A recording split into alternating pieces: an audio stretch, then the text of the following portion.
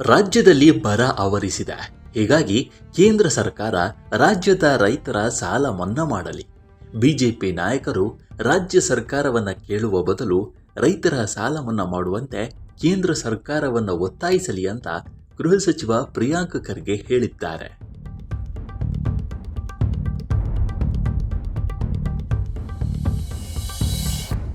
ರಾಜ್ಯ ಬಿಜೆಪಿ ನಾಯಕರು ರಾಜ್ಯದ ಪರ ಒತ್ತಾಯ ಮಾಡದೆ ಕೇವಲ ಮನ್ ಕಿ ಬಾತ್ ಕೇಳಲು ಇದ್ದಾರೆಯೇ ಅಂತ ತೀಕ್ಷ್ಣವಾಗಿ ಪ್ರಶ್ನಿಸಿದ್ದಾರೆ.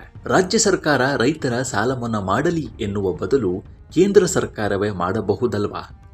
ರಾಜ್ಯ ಬಿಜೆಪಿ ನಾಯಕರು ರೈತರ ಪರ ಒತ್ತಾಯ ಮಾಡಬಹುದಲ್ವಾ ಅಂತ ಪ್ರಶ್ನಿಸಿದ್ದಾರೆ. ಎಲ್ಲವನ್ನೂ ರಾಜ್ಯ ಸರ್ಕಾರವೇ ಮಾಡುವುದಾದ್ರೆ ಕೇಂದ್ರ ಸರ್ಕಾರ ಏನ್ ಮಾಡ್ತಾ ಇದೆ? ರೈತರ ಸಾಲ ಮನ್ನಾ ಎಲ್ಲವನ್ನೂ ರಾಜ್ಯ ಸರ್ಕಾರವೇ ಮಾಡಿದ್ರೆ ಕೇಂದ್ರ ಯಾಕೆ ಇದೆ ಅಂತ ಪ್ರಶ್ನಿಸಿದ್ದಾರೆ.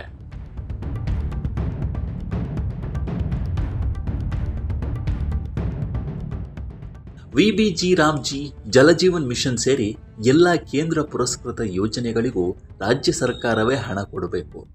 ರಾಜ್ಯ ಬಿಜೆಪಿ ನಾಯಕರು ರಾಜ್ಯದ ಪರ ಒತ್ತಾಯ ಮಾಡದೆ ಕೇವಲ ಮನ್ ಕಿ ಬಾತ್ ಕೇಳಲು ಇದ್ದಾರಾ ಅಂತ ಕಿಡಿಕಾರಿದ್ದಾರೆ.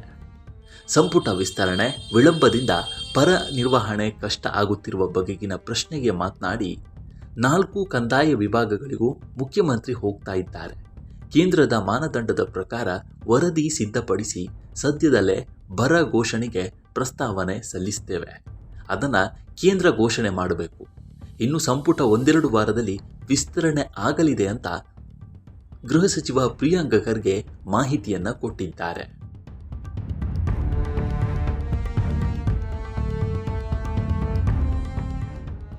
ಇನ್ನು ಮತ್ತೊಂದು ಕಡೆ ಅಯೋಧ್ಯೆಯಲ್ಲಿ ರಾಮ ಮಂದಿರ ಹುಂಡಿ ಕಳವು ಪ್ರಕರಣದ ಬೆನ್ನಲ್ಲೇ ಕರ್ನಾಟಕದಲ್ಲಿ ಎಲ್ಲ ಮುಜರಾಯಿ ದೇವಾಲಯಗಳಲ್ಲಿ ಅಂಥ ಘಟನೆಗಳು ನಡೆಯದಂತೆ ಕ್ರಮ ಕೈಗೊಳ್ಳಲು ರಾಜ್ಯ ಸರ್ಕಾರ ತೀರ್ಮಾನಿಸಿದೆ. ಎಲ್ಲ ಮುಜರಾಯಿ ದೇವಸ್ಥಾನಗಳಲ್ಲಿ ಕಡ್ಡಾಯವಾಗಿ ಸಿಸಿಟಿವಿ ಅಳವಡಿಸಬೇಕು ಅಂತ ಸಿಎಂ ಡಿಕೆ ಶಿವಕುಮಾರ್ ಆದೇಶವನ್ನು ಹೊರಡಿಸಿದ್ದಾರೆ.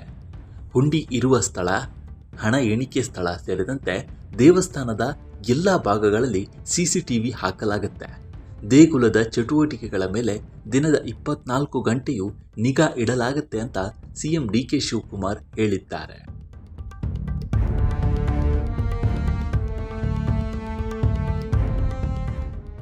ಒಟ್ಟಾರೆ ರಾಜ್ಯದ ಬರ ಪರಿಸ್ಥಿತಿ ನಿರ್ವಹಣೆ ಕುರಿತಂತ ಪ್ರಶ್ನೆಗೆ ಗೃಹ ಸಚಿವ ಪ್ರಿಯಾಂಕ್ ಖರ್ಗೆ ಅವರು ಕೇಂದ್ರ ಸರ್ಕಾರ ರೈತರ ಸಾಲ ಮನ್ನಾ ಮಾಡಲಿ ಅಂತ ಹೇಳಿದ್ದಾರೆ.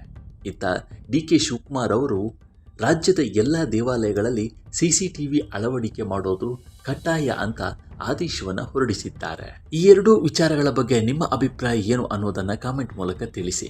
ಈ ವಿಡಿಯೋ ಇಷ್ಟವಾದರೆ ಲೈಕ್ ಮಾಡಿ, ಶೇರ್ ಮಾಡಿ ಮತ್ತು ನಮ್ಮ NCIB ಚಾನಲನ್ನು ಈ ಕೂಡಲೇ ಸಬ್ಸ್ಕ್ರೈಬ್ ಮಾಡಿ.